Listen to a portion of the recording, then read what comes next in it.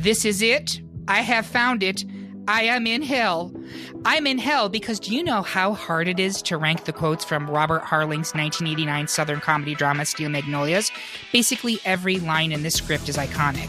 But that is the test that the great pop culture debate has set out for itself in this mini-sode.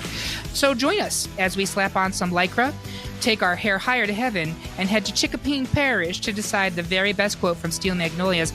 I'm your host, Eric Resniak, and I promise that my personal tragedy will not interfere with my ability to do good podcasting. Joining me is today's panel. Please welcome to the debate Bob Berlenbach. Bob, did you know that Ambo Land had 6 fingers? Well, what happened to the other 4? She had 11 altogether. Are you trying to confuse me, Eric? You know I am. And he's the former Miss Merry Christmas who got caught with his tinsel down around his knees. It's Kevin Dillon. Always and forever, Alyssa Edwards. If not, I'm just a slut. And he's our favorite color commentator. It's Michael Schwartz. Would you call this grape or aubergine? Well, the color I'm wearing is grape, but I'm sophisticated now, so we'll call it aubergine.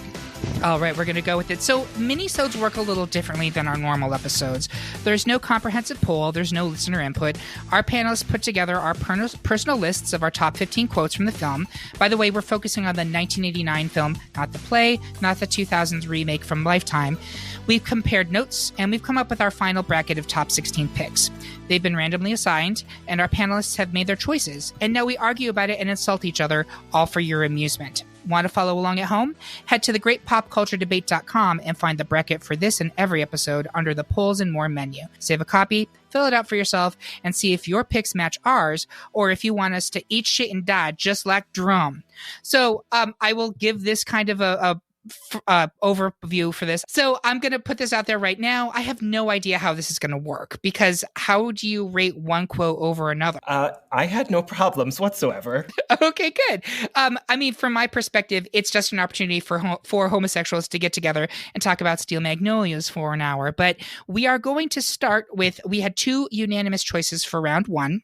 You know what they say. If you don't have anything nice to say about anybody, come sit by me. Advanced over, oh, he's a real gentleman. I bet he takes the dishes out of the sink before he pees in it. And the only thing that separates us from the animals is our ability to accessorize, was the clear winner over, I don't trust anyone that does their own hair. I don't think it's normal.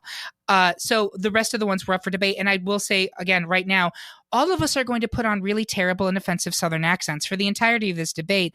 I hope that does not offend you. I hope it entertains you. But if you are Southern and you're like, that is not at all what we sound like, my apologies in advance. The first matchup we're going to debate is, we were deadlocked between Weezer, you know I love you more than my luggage, and you have the handwriting of a serial killer. Kevin, why are you analyzing people's handwriting?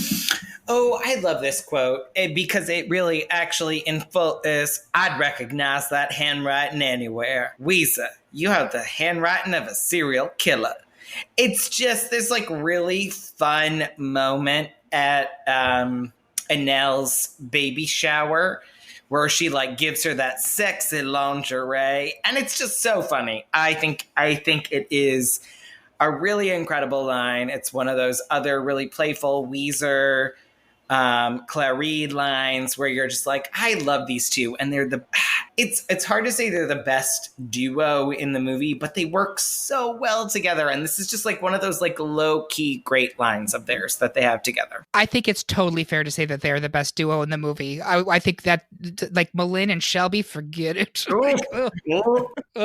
right. So Michael, discuss why you love your luggage. Oh my God, please. God, this is one of the moments at the end of the film that really just encapsulates everything in the end. And I think that it really goes back to that, that Clarice Weezer duo that we have here. And this encapsulates everything that they are for each other. After the other quote that we will talk about later in the cemetery, Clarice trying to make her apologies to Weezer, and they're sitting on that bench and they just nudge each other and they just I love you more than my luggage. And next thing you know, Olympia Dukakis' ass is on the ground. And everybody is just laughing and laughing for us. I think that I use both of them a lot. I use Steel Magnolias as a gay man as a required quote for us. I think that This is one that I use a little bit more. When I'm talking about serial killer handwriting, I'm usually talking to one of my students because I mean, I use it all the time, and I use both of them all the time. Yes. But I think I went with serial killer handwriting here because I do actually, well, as Bob can attest, I do have the handwriting of a serial killer. Yep. And yep. And I say it all the time, especially at work. Like, don't look at my notes. You can't read it. I have the handwriting of a serial killer, and nobody seems to get that it's a reference. Which shame on me for working with such uncultured swine. But Bob, where did you come down on this? I'm totally handwriting of a serial killer because it, to the point you just made, it's something you can use in everyday life. People don't need to know where it comes from. It's just a wonderful quote that just works in all occasions. Exactly. So I believe that means that the handwriting will advance to the next round. Michael, I'm sorry. We still love you more than our luggage, though. Are you sure about that? All right. But don't let that stop you from writing down crotchless panties. 3/4 of us preferred hit this. Go ahead, Malin. Slap her. We'll sell t-shirts that said I slapped Weezer Boudreaux. To looks like two pigs fighting under a blanket. Bob, you're the lone pig in this blanket. Why? Oh, girl, well, the shade of it all. That line right there. You want to talk about reading? Clary will talk about reading of Janice Van Meter. Janice Van Meter. Janice Van Meter, she got hit in the head with that baseball, and now we're talking about her ass in a dress. So, for me, that line is just total reading. It's such a great scene between her and Truvy where they're just going back and forth and just reading her to filth. And I think, that's a line also that I've been able to use and incorporate into my everyday life as well. So I think that that's really important. If you're going to rank one line over another, is something that you find use for in your like we talked about in the preview. That's a really fair point. It also brings up something I've thought about writing because I have time and also do not have the rights to this, but writing a Wicked-like book from the point of view of Janice Van Meter, because this poor woman is just trying to live her fucking life, and these catty bitches are constantly dragging her. I want to know what Janice Van Meter's journey is. I bet you she's, some fascinating human being who maybe is a little bit late. I don't know. But don't you think that would be a great series? Do Steel Magnolias, but from the viewpoint of Janice Van Meter being bullied by these. Oh God, is she going to be played by Kate Blanchett in a period piece? Jesus Christ! Come on, guys. I just think the Marmillions have a much better story to tell than Janice Van Meter. So they're kind of like the Saxville Bagginses of the Steel Magnolias universe. Proud feet, if you will. Exactly. All right, so I will go ahead and defend slapping Weezer, although if I'm being completely blunt, I think Bob makes a compelling argument that I use two pigs fighting under a blanket all the time in real life, and I very rarely use the I slapped Weezer Boudreaux t-shirt line. But when working on this podcast and trying to come up with ideas for merch, I want to make and sell an I slapped Weezer Boudreaux t-shirt. I feel like gays would buy that. Oh, in a heartbeat. Yes. And Eric, the only reason you use the two pigs fighting under a blanket line a lot is because you're a pig, and that's okay. It's true. It's very personal. And when I say pig, I mean this in the gay terms, all right? I know. No, I mean, it's true in every term, too, though, thanks quarantine. But let's be honest, that is one of the most iconic moments in the movie, right? They're in the cemetery. Melinda's had her full-blown meltdown. Why? I just want to know why. And then here comes Clary, who is Weezer gets most of the credit for being the comedy dynamo of the movie, but Weezer is a fantastic straight man, and she comes in, Clary, and she comes in with these fantastic dry barbs, and she go ahead, Malin, slap her. It's a great fucking moment. It's one of the top moments of the movie. So I'm a little bit torn here. I'm gonna go to Kevin. Where are you coming down on this, Brad? Hit this. Hit this. And what about you, Michael? You still with hit this? Oh, I actually already own an I Slap Weezer Boudreaux t-shirt, so. Damn it, I can't make that. All right. So, for that reason, I do think we are going to advance I Slap Weezer Boudreaux. But I agree with you, Bob. I do use that term all the time. So very good, Eric. Spoken like a true smartass.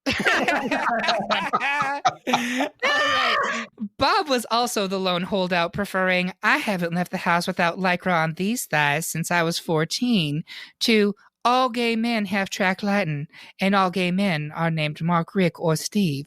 Bob, why have you abandoned your people? Well, I mean, it's a great line, right? Like it's one of the funniest moments in the movie, that line. But I went with the Lycra line because, again, it is a line that I have sometimes used in day-to-day life, not as often as some of the other ones. But I wanted some representation for Dolly Parton, and for True. Oh, don't worry, we'll get there. I know. She's got some other lines on there, but like when I was looking at the brackets or whatever, like Clary clocks in at 8 quotes on this bracket, and Wow. Lisa's got 4, and Truvy only has 3. So I was like, I don't want to be part of a podcast where I'm not trying to push Dolly Parton forward as much as possible. So I just thought that was I use that line more often. I just think it's funnier, and it's not that I don't like the other line. I think it's more of a moment in a scene more than just that one line. But Bob, that is a compelling fucking argument right there. Damn, I love it when you guys do that. Yeah. I will cozy up to Mark, Rick, and Steve in that I feel as though that, like, as gay men watching this movie, that moment made us all howl. I do think it was more relevant in the 1980s when all gay men actually were named Mark, Rick, or Steve. Having lived in Rochester for 8 years, literally almost every gay man I knew was named Mark, Rick, or Steve. That is the truth. And most of them all lived in the same house and were fucking each other. But now I'm not sure if that is the truth. I feel like if you updated this movie now, you'd have to do, I don't know. I think it's still like funny because like it like is such a like really great moment in the film where like I don't know, it's one of the most playful moments in the film, and like it's just very cleverly delivered, and it's Julia Roberts' best moment in the movie because it's a Julia Roberts line, and she honestly is the tragic figure mostly in the film, and for her to have like a really great memorable line, that isn't about blush or bashful. It's my line. It's so good. And All also, right, you think about the setup on both sides of the quote for you, because you start with Clary going, in my day, you always knew that Yes, which side you of always man's knew bread when was a buttered man's on bread was by buttered. by his demeanor. And then on the other side, then you have Weezer walking in the door, throwing the tomatoes in everybody's lapping in there, and then what's everybody laughing at? And when did you get track light? Right. it is a great Quote, setup. it is. It literally does. But the Lycra line, it stands on its own. But it does that. But this quote gives you a whole actually scene on both sides of it that makes it that much more memorable. Well, I'd also like to mention the Lycra line is still about Janice Van Meter. Just throwing that out there. Justice for Janice Van Meter. Absolutely. Oh, I love it. It's so hilarious. So it sounds to me like Kevin and Michael are pretty firmly on Mark, Rick, or Steve. Yes. And Kevin has been on all 3 of Mark, Rick, and Steve. Bob, are you still sticking with Lycra? I'll give up Lycra for you people. All right. Well, we love you, Bob. We love you. So we're going to go ahead and move that Mark, Rick, or Steve along. I just wanted to speak on Dolly. I will always hear it. I will always speak for Dolly Parton. So thank you for doing that on her behalf. This time, Kevin is the lone holdout, channeling Truvy's "I'm a chain" over Weeza's "I'm not crazy, Malin. I've just been in a very bad mood for 40 years." That was a terrible delivery. Kevin, why are you so invested in Truvy's franchising? Oh my God, guys, I'm a chain is like Truvy's iconic line, and I say it all the time, regardless of context. Like, I'm a chain, y'all. It's just so good. You can use it in any setting. It is the moment. I'm fine with you all moving with the one that you did because it's the obvious one, but I'm a chain is just like, I think it's Truvy's most fun moment. She's so bubbly. She's so excited. And it's like a low-key great quote that most people don't talk enough about. And I will say, like, Kevin can attest to this. When I actually got the website set up for our podcast, that was the first thing I said to him. I'm a chain. Exactly. So, there is real-world applications here. Michael, are you certain about Weezer's craziness? Oh, by far, Weezer is possibly the craziest person that is out there, but she has also been in a foul mood, until Owen comes along. Owen, giving her that D in the middle of the night. Yes, you have, exactly. You've caught my secret. I'm dating a Mercedes Benz. Which almost made the bracket. It almost did it too. But I do want to say one thing. Is, while I do love "I'm a Chain," to me, it's not Truvy's like most iconic line that she has in that movie. I think that some of the other things in here about like, I don't trust anybody who does their own hair. It's not normal. is more iconic for you than I'm a chain. It's like And a that's really about great Belle line. Marmillion. See, all of these little callbacks. You know the supporting characters far better than I do, Bob. So thank you for that. Is anyone going to be changing their vote to I'm a chain? Bob? I don't think so. I think I'll stick with craziness. Okay, I think I will too. So I'm sorry, Kevin, but we will. Oh, no, totally fine. Makes sense. All right. 3/4 of us sided with Shelby's, my colors are blush and bashful. And Mulin's response, her colors are pink and pink. But Bob went with my personal motto, I am pleasant. Damn it, I just saw Drum Eatonton this morning down to the Piggly Wiggly and I smiled at the son of a bitch before I could help myself. Bob, are you pleasant? I'm very pleasant, and you are not pleasant, but you have said that line many, many times. I have heard it come from your lips many, many times before. So many times. For you to switch out and go to my colors are blush and bashful, I might be able to be persuaded on this one too, because clearly that is an iconic line for a Miss Shelby. But there's just something about that whole scene where Weeza is just like totally exasperated. And I feel like everybody's always been at that moment where it's just like you're being misunderstood. You don't know. Everybody to you is crazy. You feel like you're taking crazy pills and you're just like, damn it, I am pleasant. Damn it, I am pleasant. So I just think that it just speaks to the human emotion a little bit more. It's so true. And she's in the chair getting her mustache waxed. Yeah. And when she like hits that note, the chair like goes back. And then does Anel come over and give her something? And she's, yeah. And what does she say to Anel? There's a great Take your Bible and stick it where the sun does not shine. exactly. Like it's a great fucking scene. So I hear you. Y'all And are Bob talking around the scene, and that's lovely. And it is a great quote, but how many gays say my colors are blush and bashful? Her colors are pink and pink. Like that line is it's true. It's true. And that is repetitive in our community. Whether it's right or wrong, it's still a most quoted moment. Personally, go ahead. Go ahead. And then Bob. also, I would say personally, I don't need both. I only need my colors are blush and bashful. I don't need the other part. Sure. And what were you going to say, Michael? no, and then it just sets up the minute that they walk into the sanctuary for it, that it looks like it's been hosed down by Pepto-Bismol. That quote lives a little bit longer with the visuals that come too as well. Exactly. And Bob's completely correct. I literally do use the I am pleasant line constantly. It is very much true to me as a person.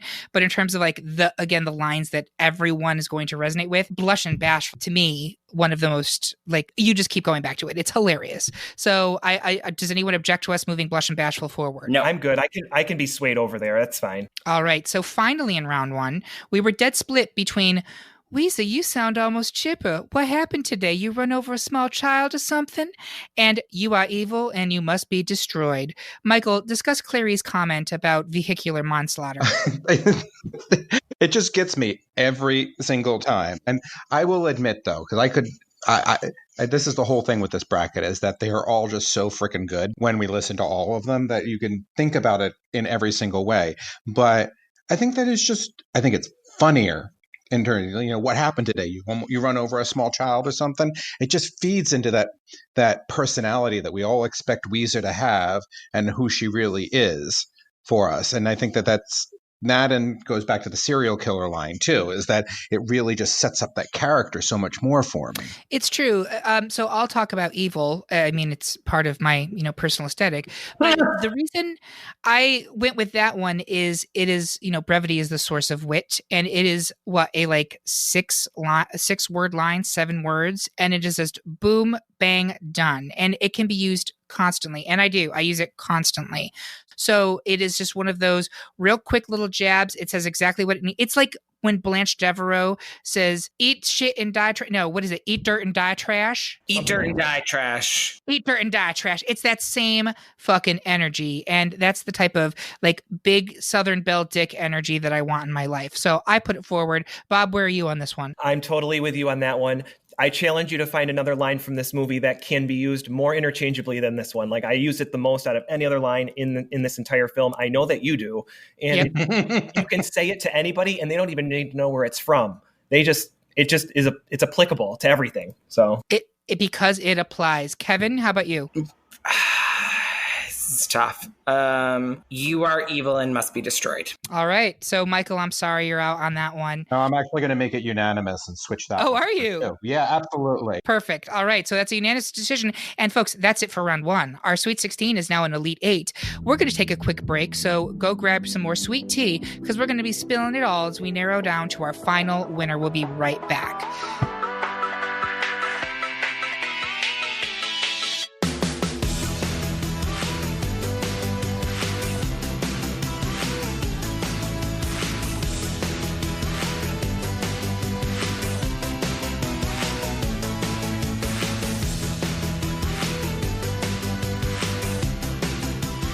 I prefer a 6, but a 7 feels so good, I like to go for a size 8. And no trivia, I'm not talking about shoes. Welcome back to our Best Steel Magnolias quote mini-sode. We're going to jump right back in with the Elite 8 matchups, but first, let's get to know our panel a little bit better by asking each one of them what combination of 2 Steel Magnolia characters they think they are. So, Michael, I'm going to go to you first. Well, I'm a very heavy Malin to start with. You know, I've got that stalwart keystone to every friend group that I have. But underneath that, I'm just a little bit of Weezer because I can be bitchy and miserable with the rest of them. And Eric, you can attest to that. It's true, and his hair is also like a football helmet. I kid because we love. Kevin, how about yourself? Oh, this is super easy. I've always been a Clary Weezer combo, which is a real mess. It means I'm both angry and bitter and sarcastic. What a combo. I am a treasure. But at least you're pretty. But I'm pretty, so that works for me. And I will burp in your beauty salon. That's all I'm going to say. In fact, I'll fart in your beauty salon, too. Because you're a gentleman. How about you, Bob? Oh, tough question for me. I think there are parts of Weezer that I can get like super emotional in things when people are challenging me and things like that. I think you always know how I feel or what my opinion is based on how I react from an emotional level, which you know, she's pleasant, damn it. And I think maybe Rat, her dog, because I can always be egged on. So good Lord. I love it. Well done. I would consider myself to be a Truvy, in that I love to gossip, but I never share it outside of the circle of trust unless we're having a particularly good kiki. And I'm also, I can't decide if I'm Weezer or Clary. Oh, I think you're more Clary. I love Michael doesn't even hesitate. Weezer, she a crazy bitch. I think you're a mix of both. Maybe it's 3 people. I think you're a mix of both Weezer and Clary. I think that might be correct because I think I have Clary's dry wit, but I have Weezer's like burning fucking rage, just like, shooting out of my vag. Like I think that's it. But Truvy's in there, like that kind of entrepreneurial gossip nosy neighbor thing. Yeah, but with only the best but only the best of intention. True, but you are the poster child for multiple personality. Fair. You have entrepreneurial spirit. Exactly. She got spirit. Yes, she do. All right. So we're going to move on to our Elite 8. We have the first matchup is you have the handwriting of a serial killer versus hit this, go ahead and slap a Malin. Bob, where are you coming down on this one? I'm coming down with handwriting because it's something you can use in everyday life. The making sure that it's always applicable and you can use it in your own life as a quote for yourself. Fair enough. Kevin? Hit this. Go ahead, slapper. Slapper. Michael? Oh, since I already own the t-shirt and I use it regularly, I'm going with hit this, slapper. I think I'm also going to go with hit this and slapper. Like Bob is correct. Like I don't use this one in everyday life as much, but the idea of slapping Shirley MacLaine is just too appealing to pass up. So we're going to advance that one to round 3. We have All Gay Men Have Track Lighting and All Gay Men Are Named Mark, Rick, or Steve versus you know what they say. If you don't have anything nice to say about anyone, come sit by me. First time we're discussing that one. Bob, where are you on this one? I think you know what they say. I think I would go with that because it probably applies to every single person sitting on the podcast right now. Absolutely. Absolutely. How about you, Michael? Oh, I only look sweet and innocent, so come and sit next to me. All right. Kevin? Same. You know what? So I've been part of the Boston Gay Men's Chorus for 4 years, and every time someone would come over to sit next to me at rehearsal, say, "Oh, can I sit here?" I would always say to them, "Well, that depends. Do you have anything nice to say about anybody?" And they would just look at me with a weird look. I was like, "Jesus fucking Christ, this is a good joke. How are none of you getting this?" But for that reason, of course, I have to go with You Know What They Say. So it's a unanimous victory. On to round 3. Next up, we have I'm Not Crazy, Malin. I've just been in a very bad mood for 40 years versus Her Colors Are Blush and Bashful. And I think this one's going to get a little bit more testy. So first, Kevin, you. My colors are blush and bashful. I mean, everyone says that line. Like, they do. Like, that is a lot. Like, if we're friends and all of us picked to do this episode because we love this movie, we've said this to our friends at least 40 times. At least. That is the moment. Fair. Michael? I'm going to go the other way. It's like, I'm not crazy, Midland. I've just been in a bad mood for 40 years. Because I think that just summarizes so much about everybody. And I've used that one. I've used blush, and fountain before, but I'm just definitely more drawn to I've been in a very bad mood for 40 years. What about you, Bob? I think I'm going to go blush and bashful. I think that line is iconic. And I think that if this was, say, the first time you ever saw this movie, I bet you dollars to donuts, you'd walk away knowing that line from your first viewing of this film. So 100%. Iconic in that way. So I agree with that. Michael, I think that I've been in a very bad mood for 40 years. Again, probably resonates with you and I a little bit more because we're, how to put this, 40. rode hard and put away wet. Yeah. But I do think that Blush and Bashful is a more populist choice here. And I think it has more of a gay sensibility. That's just my take on it. But so we're going to advance that one to round 3. Finally, in the Elite 8, we have the only thing that separates us from the animals is our ability to accessorize versus you are evil and must be destroyed. Michael, you're first. Oh, I am definitely evil and must be destroyed. Okay. Kevin? I went with accessorize, although I could be swayed on this one. I think this one is where I think it's a really fun line. The only thing that separates us from the animals is our ability to accessorize. Like, it's just such a fun line. Like, it cracks me up every time. You can see your your eyebrow arching as you say it. Like, absolutely. It has that gay kind of element to it. But you're on the fence. Is that what I'm hearing? Or are you? I'm torn. I could go either way. So you're Natalie and Bruglia-ing this. Okay. Yes. Bob, where are you? You are evil and you must be destroyed for 2 reasons. Weeza, and I use it in my everyday life. Yes, and I'm going to also go with evil that must be destroyed. And I think that is a great choice. Yeah. And to me, if there's anything more 2020, I understand this is a line from 1989, but we are living in we are the threshold of hell, Ellen. And so for me, this line is more relevant than ever. So we have a final 4 of hit this, go ahead and slap her, take a whack at Weezer, versus You Know What They Say. If you don't have anything nice to say, come sit by me. And I'm going to throw this one to Kevin first. Oh, I went with You Know What They Say. If you don't have anything nice to say about anybody, come sit by me. Just because that line is it's perfect. It is, for me, that is the line of the film. Okay. Bob. I'm going to go with You Know What They Say as well. I don't know if I can say anything more on that line other than what we've already said. So I'm going to go with that one. Michael. I'm going to be the lone holdout on this one, but the I slapped Weezer Boudreaux is just, it speaks to the core of my soul about wanting to hit people on a daily basis. Yeah. I get that fully. Seriously, I am going to go with You Know What They Say. One fun fact I did learn about this particular quote is I always thought it came from this movie. And then I was schooled by a elderly homosexual gentleman of a certain age who was like, you fucking know nothing idiot. It's actually from Alice Roosevelt, Teddy Roosevelt's daughter, and she was credited with that like back in the 1950s. So it's a line that was lifted, but I think it was deployed here absolutely brilliantly. And were it not for this movie, it would not be an everyday lexicon. Absolutely. And I'm so grateful that it is because we all use it. So the last matchup in the final four is Her Colors Are Blush and Bashful versus You Are Evil and You Must Be Destroyed. I'm going to throw this one to Michael. I think that we all are going to end up agreeing on this, but that Evil and You Must Be Destroyed is kind of something that's really going to hold us out over Blush and Bashful at this time, because Blush and Bashful is just so upbeat and happy and everything, but none of us are upbeat and happy. We're all miserable and ugly on the inside, so we're evil and must be destroyed.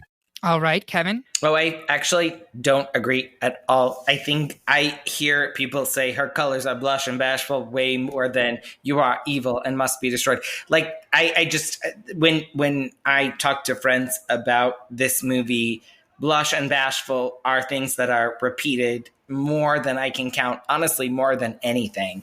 Like, that is one of the most iconic quotes of this film. All right. And how about you, Bob? Well, you are evil and you must be destroyed. I think that one goes above the other ones. And I think when you talk about the threshold of hell, I think this matchup is the threshold of hell, because it's like, how do you pick between the two of them? But I think that's the one I would go with. And I think that would put us pitting her against a Clary quote, which is the way it should be, right? Weeza against Clary. I don't know, but that's a great point. I love it. I love some good synergy. So I am going to go ahead and go with You Are Evil and You Must Be Destroyed as well, which brings us to our final two, which personally I think is a great final two for this.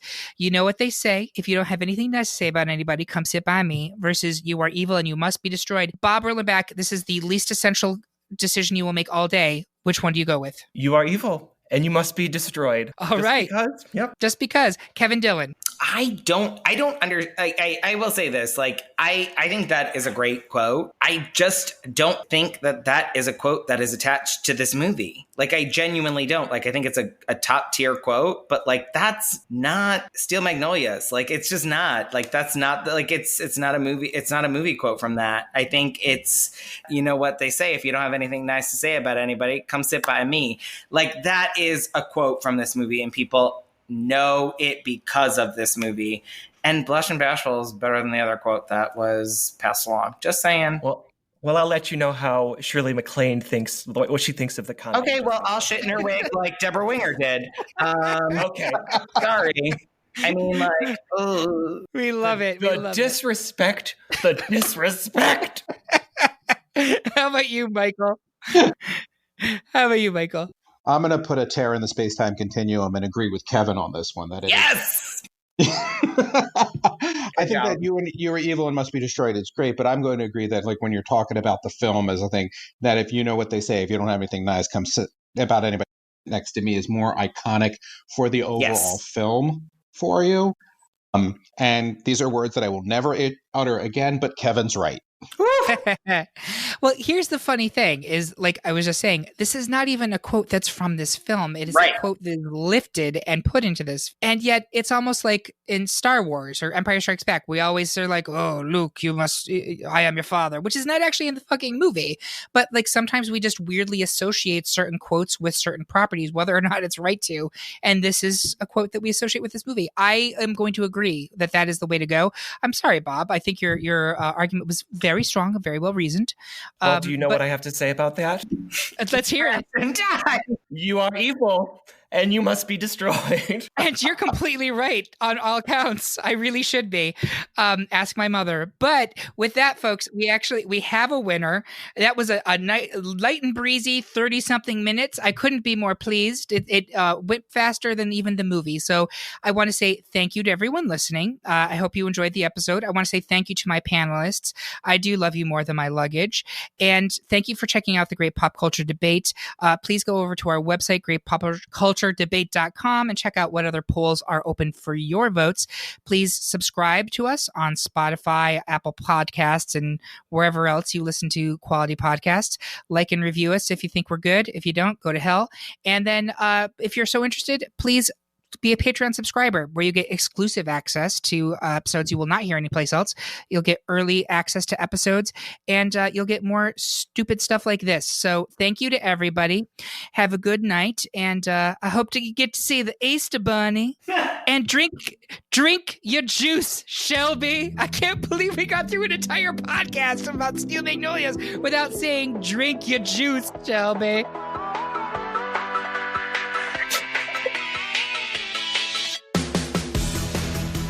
Drink your juice, Shelby. That is a quote. Why did that not make the list? I know. Don't know. Oh my God. Well, I said to Eric previously, that's not really an actual quote from the movie "Drink Your Juice." It's like a mashup of those words. I think that in popular culture we've kind of just made it "Drink Your Juice, Shelby" as like a quote unquote. Yeah. It's the Mandela effect. Yeah, Exactly. Yeah, the Mandela effect. Absolutely. Wait, it's the Malala effect? What's happening? It's the The Berenstain Bears effect. But now we're on a completely different podcast. So drink your juice, Shelby. Get the candy out of my purse. And have a good night, everybody.